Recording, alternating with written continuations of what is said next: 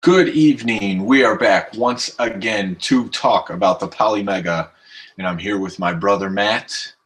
And tonight, what we are doing is we are looking at dream features of the Polymega. Basically, with the Polymega, I'm already sold at what the console has to offer.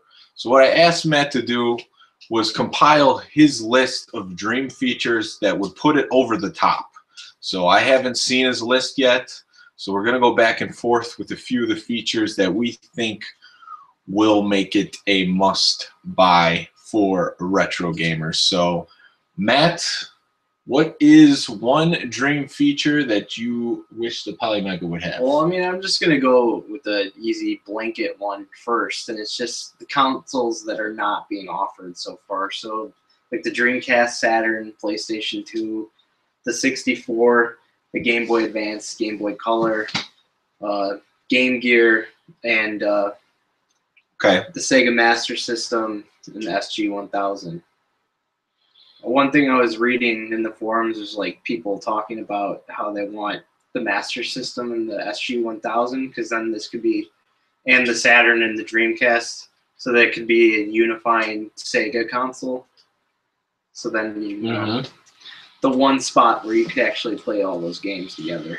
Yeah, and those were actually two things that were on my dream list as well. Just nailed them right off your list. I wasn't thinking as far back as the SG-1000 Sega Master System, but I thought that the Sega Saturn and Dreamcast would be a good addition, and I'll get back to that.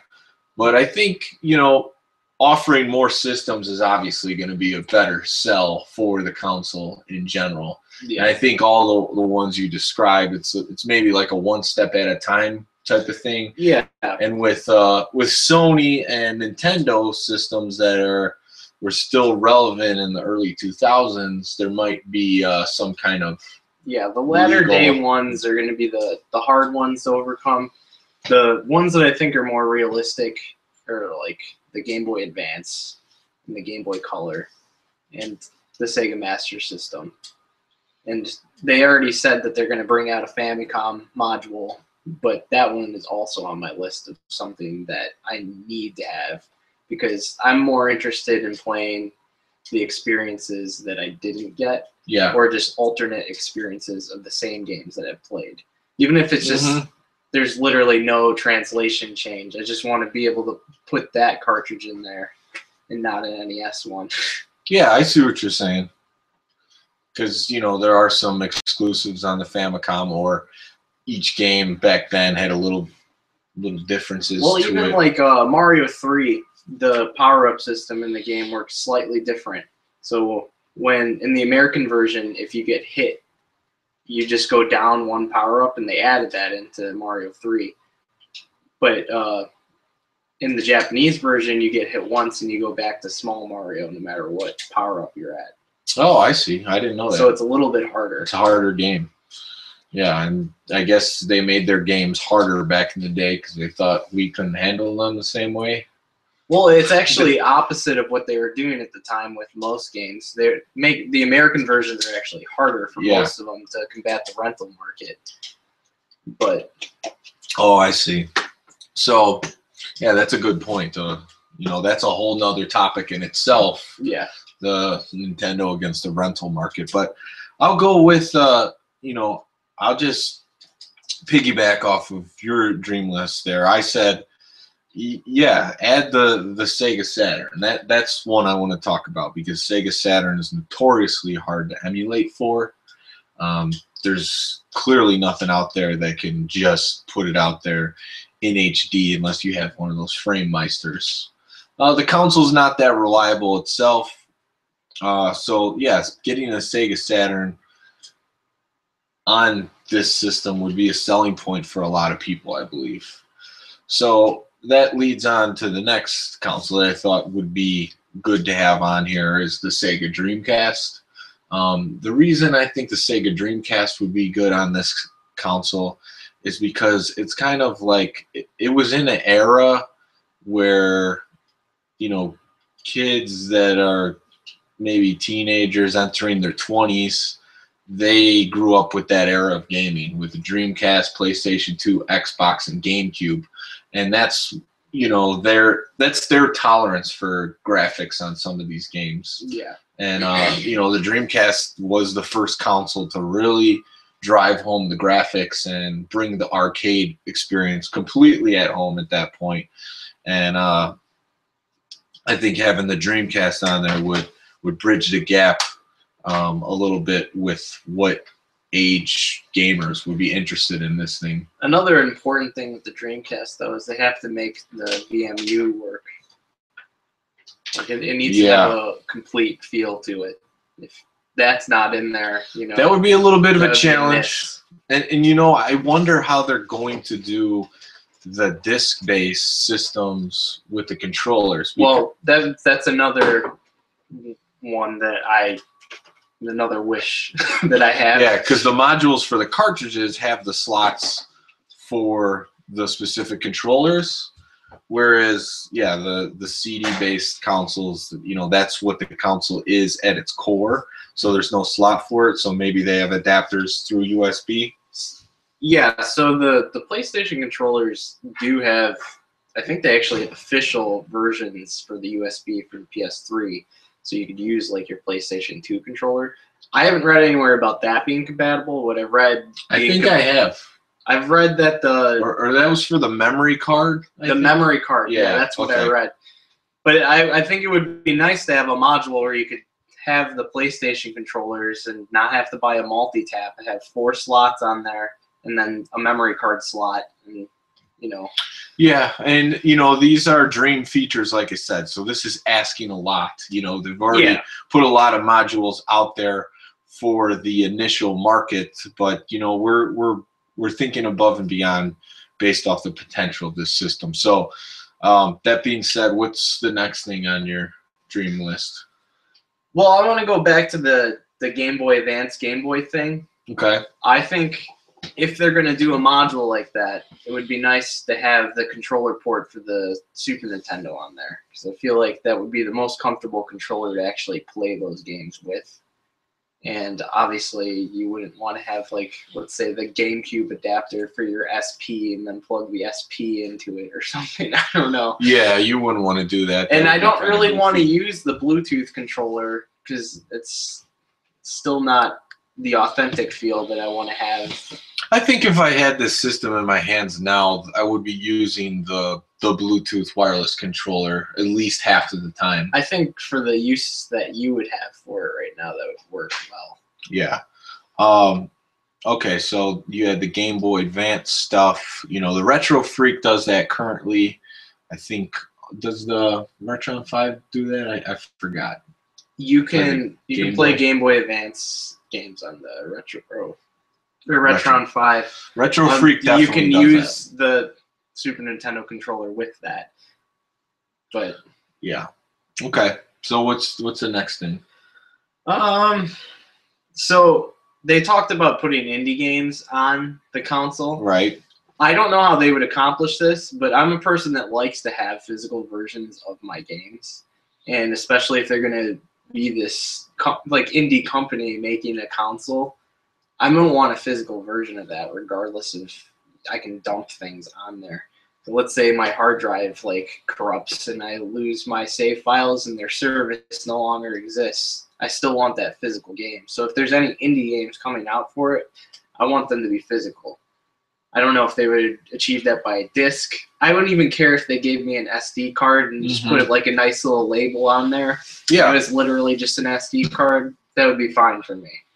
Yeah, and I think that would be something that would be further down the line. I don't think they're selling this as an indie console. It's just something that the technology's there for them to actually put this on there as like an extra bonus. Yeah, well, one of the things that I was reading going through, that's one of the reasons why they want to keep things legal with most of the stuff that they're doing, is so that this is like a safe place for indie developers to do things. Right. Yeah, and I think it would be a good place as like an added bonus. I think what's really going to sell this console, though, is the retro features and just the modern just to have a modern store where you can get some of the indie games that are going to come out on PlayStation 4, Xbox One, Steam, Nintendo Switch. That's cool that you can have those cross-platform games. And I'm sure there'll be games like Shovel Knight, Rocket League, indie games like that. Maybe not Rocket League on the system, but where they have a limited run where you can actually get a physical copy if the game's big enough. Yeah, okay. That would be cool. That's what I would want. Yeah. So I'm not going to waste any time with one of the key features I think this console could have to just blow it out of the water versus any other retro console out there is online play. Multiplayer online. And I don't know how difficult this is to accomplish, but people have been doing it for years through emulators on the PC. I remember first doing it with Nesticle, playing Tecmo Super Bowl online, and then Nestopia, and then there's a Genesis one. So this is something that you have been able to do in the past. Now they could take different approaches about it. I think initially maybe just having one or two systems being able to play multiplayer online. Like I think Genesis and Sega CD, since that's coming on the core console, that would be a good one to start with. Sega CD was prominent in the American market. I mean, Sega was prominent in the American market, and Genesis has tons of titles that you can play multiplayer. And maybe Sega's the one you want to start with, since Nintendo and Sony are still companies that have offerings like this. But when I think about it legally, I can't imagine it being illegal for someone coming to you and say, I'm going to create this console that is going to allow players that have physical copies of the game, if it was a two-player game, not adding anything to it, to play each other online, like 20 to 30-year-old games. Like, who's gonna be like, okay, well, give it a try, see what you could do. But there is a market for this. I agree that I think this is probably the most out there, like the things that you're wishing for. I definitely think it's an awesome idea, and it would be great if it works. I think it's going to be more likely achievable through people hacking the console and then like communities doing it specifically for one game. Because I just don't see there's got to be some type of gray area in there that we're not seeing that would make it hard to do. And it would have to be, I think it would have to be per specific title too, because you'd have to mess with the actual code of games to get it to work. Well, the way I think about it, and I'm not technically literate enough to know how to get this accomplished, but if you did back up the game, like they said you can, and you play it, emulate it through the FPGA, essentially emulator, then once it's backed up on your console, that's when it might be easier to pull off the online play, because you're not loading it off the cartridge or disc at that point. So that's when, a backup emulator or something could kick in to actually make that happen. Now, we know also that the Nintendo Switch looks like it's going to be the first console to offer online multiplayer for retro games. Now, they haven't given us a list of games, but they have said that Mario 3 and Dr. Mario are going to be two of the games. Oh wow, Dr. Mario. Yeah, but I mean, they could release 10, they could release 50, release 100. We don't know how expansive that's going to be, but it looks like the Nintendo Switch is going to be the first one to actually release these features. And then there's another wish that I have as well, but I'll let you get to your next one. But I think online play, even if it starts with one of the systems to play multiplayer, that would be a huge selling point for a lot of people, because we already know they said this thing's going to stream on Twitch, and it looks like YouTube as well. That's a selling point for a lot of people, but not everyone streams. I think way more people play each other online than actually stream on YouTube or Twitch, although that is a selling point as well. All right, what's your next one? So this is a big one for me, and I was reading something about how they have a solution that they haven't announced yet, but it's having translation patches for games or ROM hacks, essentially. So let's say I'm playing a game that came out only in Japan, like Final Fantasy 3 or 2.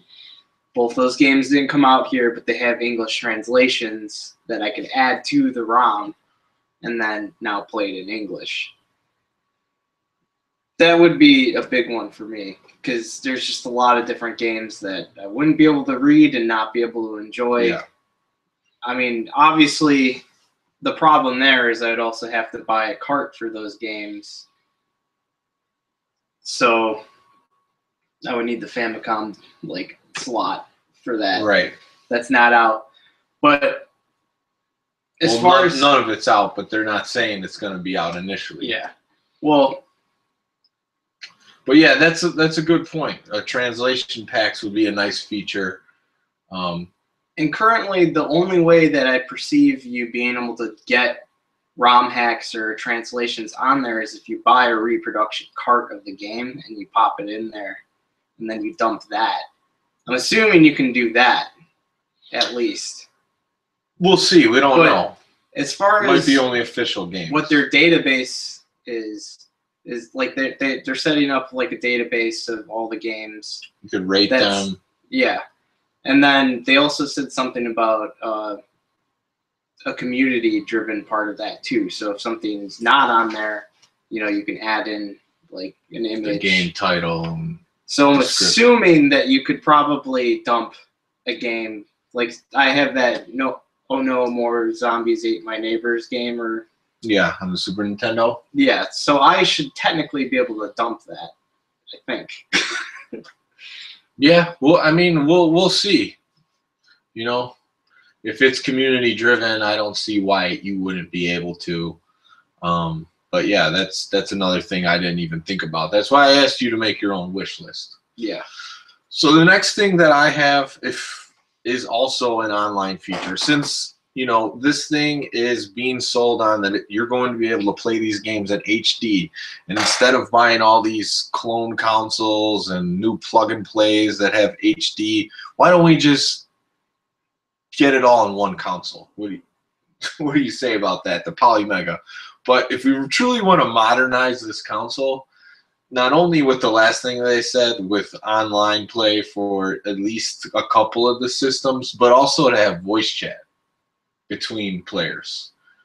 This is something that is a blunder for Nintendo right now with the Switch. And, it's something that the Xbox and PlayStation have been offering for like 10 years already. Yeah. And it's a nice feature to just be able to talk to your friends while you're playing these games, because the target that this is going for, that's the biggest thing. A lot of these people like couch co-op.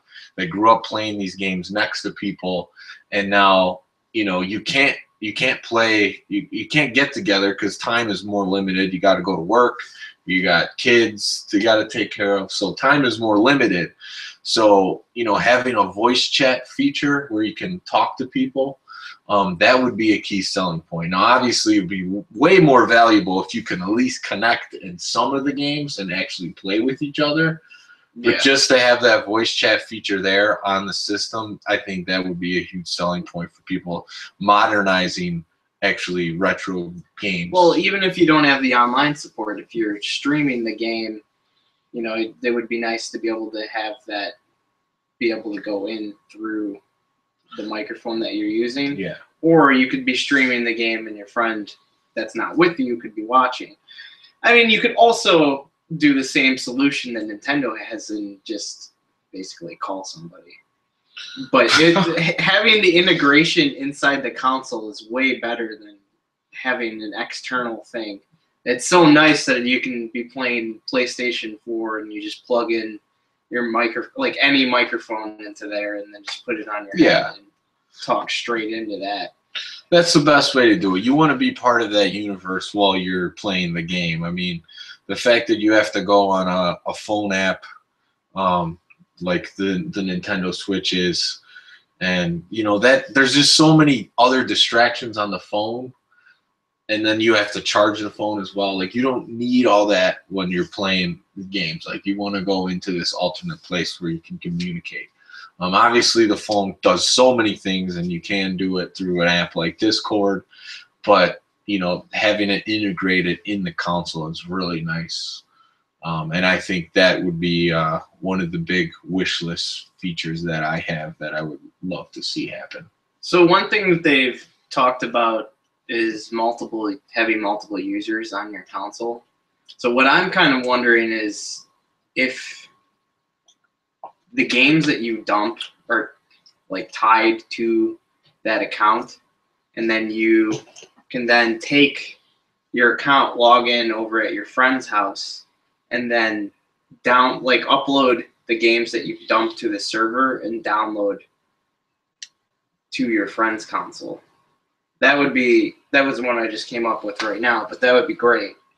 Like, I don't actually have to take my cartridges over to your house if I just want to dump them up there and then go over to your house and then pull them back down on the next console. That'd be great.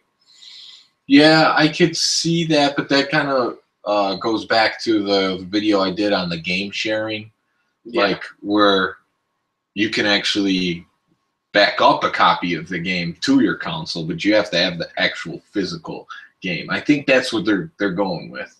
So you can actually share it, but you have to bring the physical copy over. I don't think there'll be any integration where you can just download your friend's stuff to the console. Maybe if it's on your username, like you could download a game like to play it, but I don't think you download the whole library. From my understanding of it, there's a slight like DRM thing they write into your account when you were dumping the game, so that only that account can use that game on the console. I think if you're using a different account, you wouldn't be able to play the game unless you dumped it from that account. Okay. Yeah, I mean, it's something, now you're talking about, is there a cloud server, all that? Yeah, I don't know. I mean, this is all dream speculation. Yeah, this is all dream speculation. Thinking about what a great retro console can do to blow everything else out of the water. But yeah, so you got something else for me? Yeah, so as far as like online community stuff, I don't think this is going to be as important to you, but I think it would be really cool to have achievements for the games. And when I say achievements, I want to go as simple as I beat this game, and you give me a badge for that. So let's say I played Mario 1 and I beat the game. I just wanted to recognize the fact that I beat that game. And I wanted to have like a little, I don't care what the symbol looks like. If the symbol's there, it'll make me happy. Yeah, that's not a bad idea. And I can keep track of the games that I beat. Yeah, I think them integrating their own challenges like PlayStation, Xbox would be way too much. We're not, you wouldn't ask for that, but just like, acknowledging you beat the game. Maybe it doesn't even have to automatically recognize it, but you can just trigger it by saying, I beat this game. I would be even okay with that solution too. Yeah. And then let's say there is a friends list in this, online community thing, then I can look over at my friends' games, and then they've said that they beat these games, and I can see that. I find that interesting. I don't know how many people else find that interesting. Well, there's just like a completion feeling that I get when I do something like that. There's a website that does that kind of stuff, but it's like you have to log on to it. Well, you want to have that community built within your system, and I think that would be a great way to unify everything. Because I don't feel like what's currently out there is a singular experience to the consoles that you already have, the old consoles. And if you create this one that unifies all these consoles together, you also want to bring community between people And I think that will make this platform a lot stronger and make it more known to other people outside of our little niche group of people that like playing old video games. Yeah, I don't know how. I mean, it is. I guess you could say it's a niche, but there's a lot of people out there. It's larger than it used to be, but I remember back when we first started collecting games, they were a lot cheaper. Yeah, they're a lot cheaper. A lot of people weren't into it, but you know, the video games are really in the course of history. They're in their infancy. So, you know, going back to the Odyssey, some of those systems, even the Atari 2600, there's not as much draw back to those games if you didn't grow up to them as there is starting with like the NES. There's some really good games on that. Not to say there's not good games on Atari 2600. It just might be a little bit harder for people who didn't grow up with those to get back into that. You know, the NES is really one of the systems that really catapulted it into the next level. Yeah. All right. I have another wish list, and this one's smaller. This is my last one. So we know that they're saying that there's going to be streaming for Twitch and YouTube. And I'm not asking for a whole array of apps, but I think the ability just to watch YouTube streams and Twitch streams on the console would be nice. Yeah. Just to have a Twitch, you know, app to watch, and same thing with YouTube. You could do it just a general YouTube one where you could watch everything on YouTube, or you could just do the YouTube gaming one where you could just watch live streams. I think that would be nice since you're offering it one-way output. It would be nice if you could also watch on the console, and that's just part of modernizing this. It's about unifying the community within the console. And I think that will definitely help if they add. Because is there really anything out there right now that is doing this?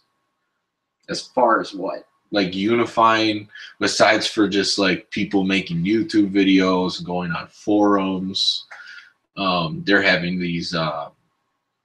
They have the conventions, like that brings people together, but there's not like a singular council that brings all these people in that like collecting these games that can all communicate through this medium. Like, you know, we're getting these plug and plays and the Retron 1 HD and that crazy expensive Nintendo one. What's it called? The Analog NT. Yeah. $450, $500. The retro AG or AVS. Yeah. So those are just Nintendo ones. So I got the Retron 1 HD. I liked it enough where I'm like, yeah, I'm gonna want to play other games in HD. But you know, this one product's not gonna cut it, and I don't think I'm gonna keep investing in new singular HD consoles. This is what we need. We need this unifying, like you said, of a console that could bring the community together with online features. I mean, yeah, there is not anything that has done that in a single like box. You know? Yeah. Obviously, a computer can do all that stuff, but a computer is everything. Yeah, it's not just a singular thing. Right. So if you could just unify everybody by having this one platform, that would be awesome. And nothing else has done that. Yeah, and that's why, you know, we're excited about the console. That's why we're talking about it. I might be more excited than you are, since I keep asking you to talk about it. But you know, I see the potential in this thing now. I see where it can go, and you know, I'm hoping that, you know, things can keep rolling out, and we'll see Polymega console in summer of 2018, like they said. Yeah. So you have anything else on your wish list? I do have a couple more things. All right. So so this next one is important to me, and that's to have compatibility with Xbox 360 controller and a PlayStation 4 controller, and obviously the other two, like PlayStation 3 and Xbox One, but I like those controllers less than the two that I mentioned first. I did read something that someone asked that question on the forum, and they said they have nothing to announce at the time, so it's possible, but it's something that I want. Yeah, it will have USB drives, so and it's a possibility. the last one that I have, and you might have an answer for this, but I want the ability to play, if I have the Super Nintendo module in the console, Yeah. I want to be able to use the Super Nintendo controller on every game that I have loaded on there. And then I just remap buttons to that.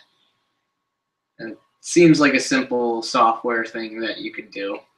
I haven't seen anybody mention that on forums, and I didn't ask that question myself. So yeah, that's one I don't have the answer to. It would make sense to me that it's probably only going to be compatible with the Super Nintendo if you're playing it through the cartridge itself. But like you said, we're modernizing the console, so if it's plugged in and you got a Sega Genesis game loaded on the console or a Sega CD, can you use that controller? Yeah, I would much rather use the Super Nintendo controller any day over the Genesis controller. Yeah, that's a good feature to think about, because I honestly didn't think about that. But yeah, you know, the fact that it's modular, that could be a turnoff to some people, because at the very least you'll have to have some place to put these other modules where they're not plugged in. From what they're saying is they'll look nice on your shelf with your games.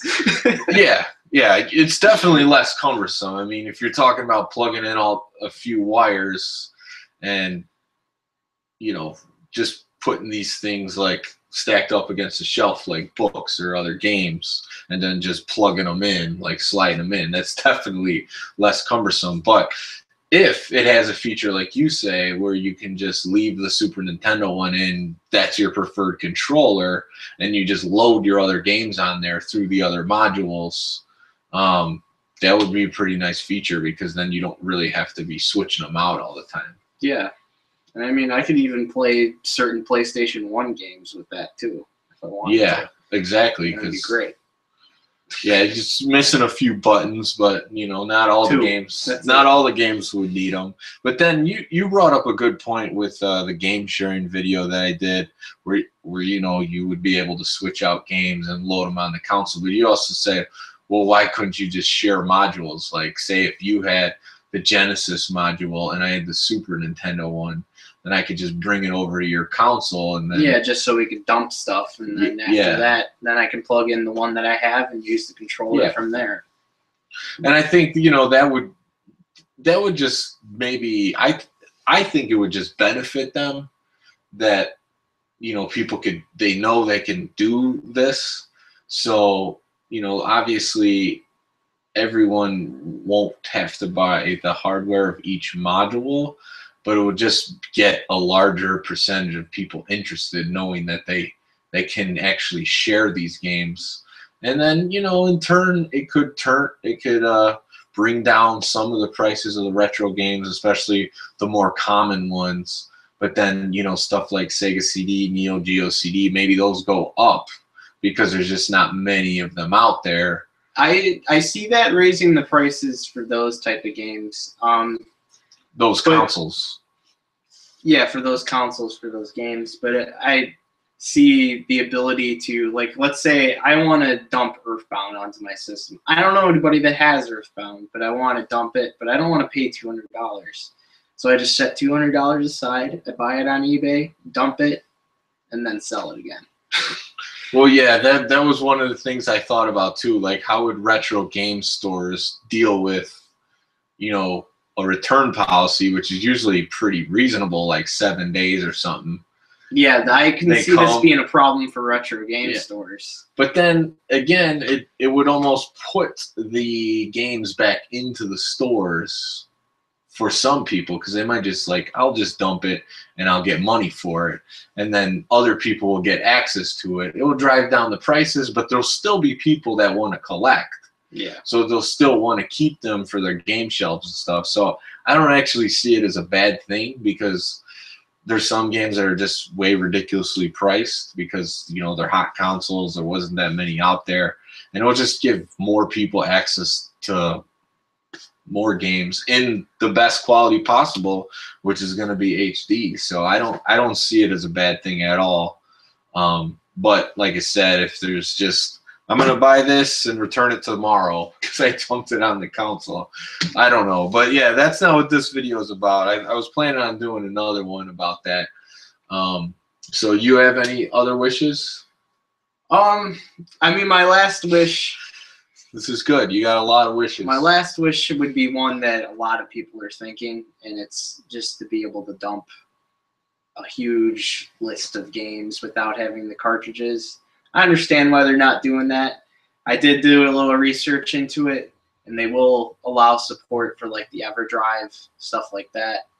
But you won't be able to dump the games from the EverDrive, obviously, because they have their own like integrated way of working through the menu.